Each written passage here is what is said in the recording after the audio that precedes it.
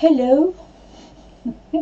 I'm going to try and look at the camera today, which is quite high up. So if I look a bit strange, that's what I'm doing. I'm trying to focus, which is difficult today. The full moon, isn't it? I don't know how everybody else is getting on, but I'm finding it difficult. It's Leo moon, Aquarius axis, so lots of challenges and dramas and all the stuff, you know. My particular drama, I can't look at the camera. My particular drama, apart from the camera and the lighting, which is flashing on and off, is to do with a continuation of last week's video with the Japanese master. And you'll find this interesting. I was very shocked. I'd known him for a very long time. I used to go and see him, as I said. And when I did the video, his lady helper, she said that they might be interested in watching it, so I forwarded it on to Messenger. And when I checked the following day, there was simply nothing there. I'd been deleted. Cancelled. No picture of him, of me, the video. It was like I didn't exist. And I was quite upset actually, because I was thinking, well, what is it in the video that could have... He was mad. He was mad. What was it in the video that could have upset him?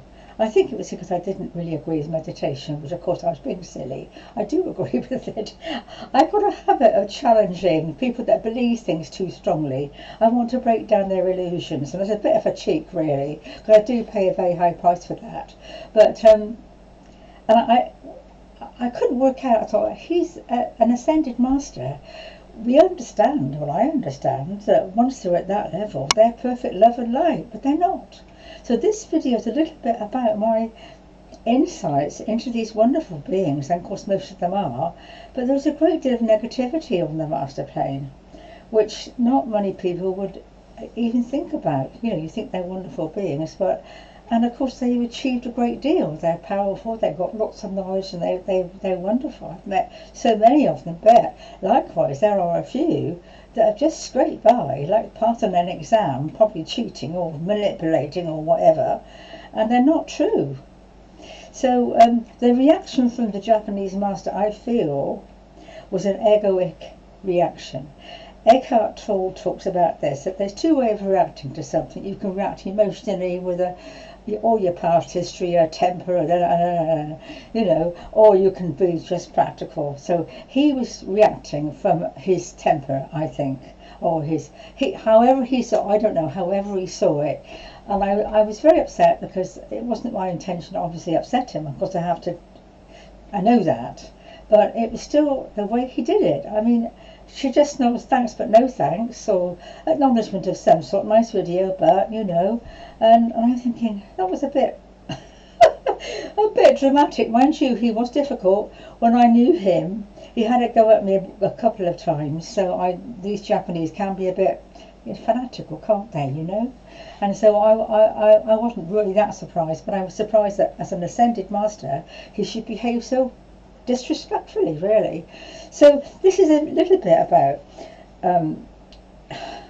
and of course I've got to be more advocate. I'm not going to mention names, but I have 10 masters that I work with for lots of reasons, and this is part of my mission, is to sort of go in where angels fear to tread and sort out the wheat from the chaff, you know, to find out what's really happening. And of course I'm too sensitive, really. I can go in there. I've got a very fiery spirit, but I'm not much good at taking what comes back at me. I just crumble, you know. So it's quite a difficult task. I have got the ability to go in there, and I do know an awful lot about the master plane, which surprises me, but I spent a lot of time on there, I think. They've got a big notice board in the hall. You can put notices on, which I do from time to time. And I was very upset recently with one of the masters that was, I can't say forcing. Some of them are. The thing is, of course, some of them have been up there for thousands of years, and I think a lot of them are finding it very difficult to integrate the divine feminine. They're meant to be externalizing themselves, but I think the divine feminine is quite a challenge, because they're male. There are female masters, but not many, and the male are very much male. I mean, they're dominating, they're controlling, they're manipulative, and the one I worked with for 5 years, I've written a book about this particular one, is yet to be published.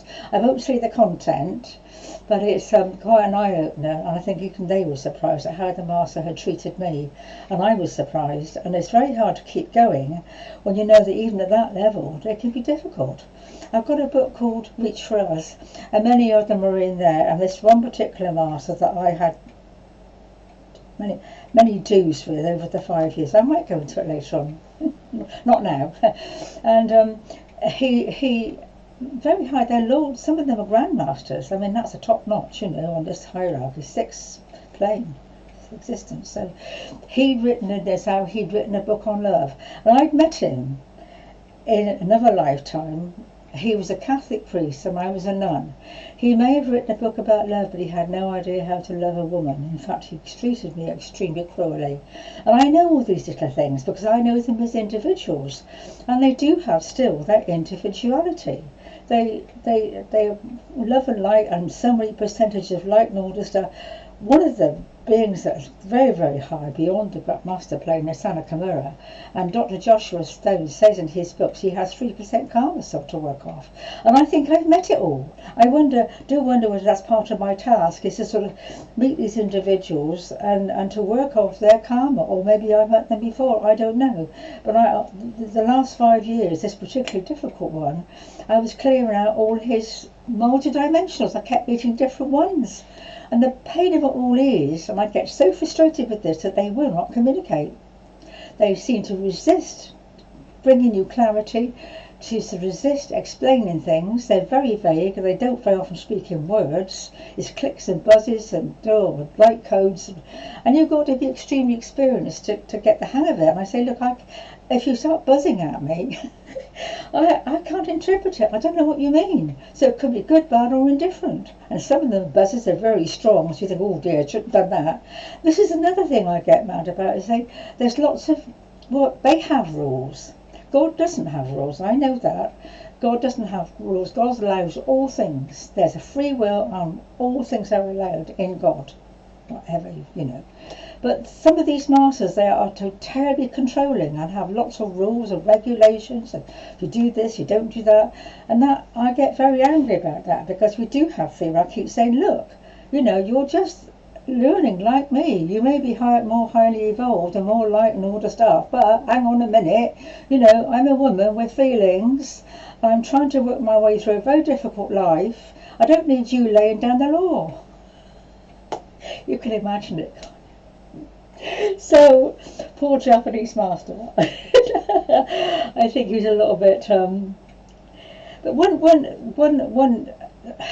You see, you have to get. And I know my truth in this, and I have to stick with that because it's what's right for me. And I've obviously done a lot of work with these individuals, and some are really beautiful, and they've helped me, honestly. If it hadn't been for them, I don't think I'd be sitting here now talking to you. I've had so many beautiful experiences, beautiful, wonderfully kind, helpful experiences. But on the other hand, there are some of them that are really not to be trusted, and you have to be discerning. There actually is another plane that I have visited, and it's called the Code Light Matrix. I think one of the teachers talks about that, or what's that, Manjanta Pixie? She talks about this, the Code Light Matrix. I actually found it on the internet, and it is a plane that everything is exactly the same as it is on the love and light plane, but there's no love. Very cold, very brutal, very male. And I was quite a time in there, and I thought, what's going on? Where's all this warm, loving mastership? All this bossing and using? In fact, one master actually said to me through a medium about 20 years ago, that was the first shock. I'd gone to see her for a consultation, and she was bossy. And of course, how the personality is how the being that comes through has to adapt. But she was a bossy woman. And this master yesterday, he took quite a time to come through, and I was crying because it is a lovely feeling. But then he said, I wanted your mind, and we will use you. These are terms he actually said to me, and that's a bit scary. I don't want beings in my mind and people using me, but that's their attitude a lot of the time to us. Don't ask permission. They take what they want. They don't use your name. This is another thing that I'm at. I sound angry today, don't I? Sound with that moon in Leo, fiery Leo, drama queen, and I've got Pluto and Leo as well. Anyone who knows about astrology, if you've got Pluto and Leo, you might as well give up, because that's the war baby. They're born during the war. A lot of very difficult energies to work with. So, but it's also very healing. And in my third house is healing communications. That's my excuse. So, what was I saying? Oh, about these masters that well, they are individuals, and they still got that personality. Not personality. No, they lose that. They don't like emotion. One particular master, I know when I was crying, he just, I think I told you this. They don't like women to cry. They don't like feelings. They do say that women make more difficult masters because they do have feelings and emotions. I don't know if that's true or not. I don't think I'd want to be one to work with all these difficult men. I've got enough down here. Here I go again. And when I watch these videos, I think to myself, what a nut. I'm always laughing, even with the serious subjects. That's just me. I've got Venus and Taurus. So I'm not sure it's nervous laughter. I think I just see the funny side of things most of the time. And of course it does get me into trouble. I said with the Japanese master, I put down his meditation theories. And shouldn't have done it. Smackers. Anyway, I'm not sure how I'm getting on. It was 11 minutes. I'm trying to... Do you know, when I look at the people that watch the videos, I only get about a 3-minute viewing. And all the best stuff's at the end. So they probably take one look at me and think, oh God, no thanks.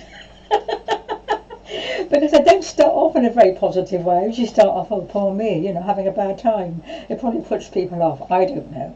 I've done a playlist to see how that goes. And I was sitting this morning looking at the playlist. I keep thinking, shall I continue? Why am I doing all the stuff? Self-doubts and all the stuff. And a presence definitely came, and I did feel it was very powerful. Loving approval. So I thought, well, yeah, we'll continue a bit. Who knows why I'm doing them? I've got a cold, and today is full moon, and I think, although I wasn't feeling really up to it, I felt the energies have to come through. Light has to come through. Oh, I think that's probably, I've covered everything, or there is a lot more, but I just feel I want to say, when you start dealing with the masters, just remember not to worship. I don't worship anybody. I don't kiss anyone's feet. Actually, the master that I'm with, he's my best teacher. He used to do what they call darshan, and he used to do his talks all over, well, he still does them all over the world, but he used to sit on a dais with about 10 pairs of socks on his feet, because people would want to kiss his feet. And when I saw him, we filed past, a very powerful experience actually, and I got level with him to look in his eyes. I should never forget it. It was the universe, beautiful brown eyes, and I felt quite strange. I thought, I'm not going to kiss his feet. I think they say that. The masters don't want to be worshipped. Some of them have got very large egos, and if you come across them, be careful, Okay, on that note, I think I'll wind up. Hope you enjoyed it. Take care of yourselves, and yeah, if you've got any ideas, do write to me. I don't get any comments, not even bad ones. Never mind. So today is the first day of the full moon. Leo, drama, emotions. But take note of what Eckhart Tolle says. That made a lot of sense to me. To not have an egoic reaction, not to come from your ego, because it doesn't work. It stirs everybody else up. If you can just be the Aquarian access, actually. Some astrologers say that the full moon is in Aquarius. That's the opposite sign, which it probably should be, because that's nighttime. But in actual fact, the masters say the full moon is in the sign it's in. But I think it does have influence on the opposite, because the opposite side is Aquarius, which is very much like, well, it's cool, detached. Aquarians that tend not to be terribly emotional. They're usually a bit switched off. But it's very, very far-reaching and very healing and very pure thought. So I think we're meant to be using that with all these dramas that come into our lives, all these difficulties, and we are all having them. So just step back, to not get into the drama and the emotion of, well, no, I do a lot, and that's something I'm learning, but to sort of see it from a different perspective and put it somehow into the cold light of day. People can't do much with that. Okay, on that note, I'm going to go. Gosh, I do chatter on, don't I? Somebody said make them a bit shorter. I don't know how to make them a bit shorter. God bless dear ones. Happy full moons. Bye-bye.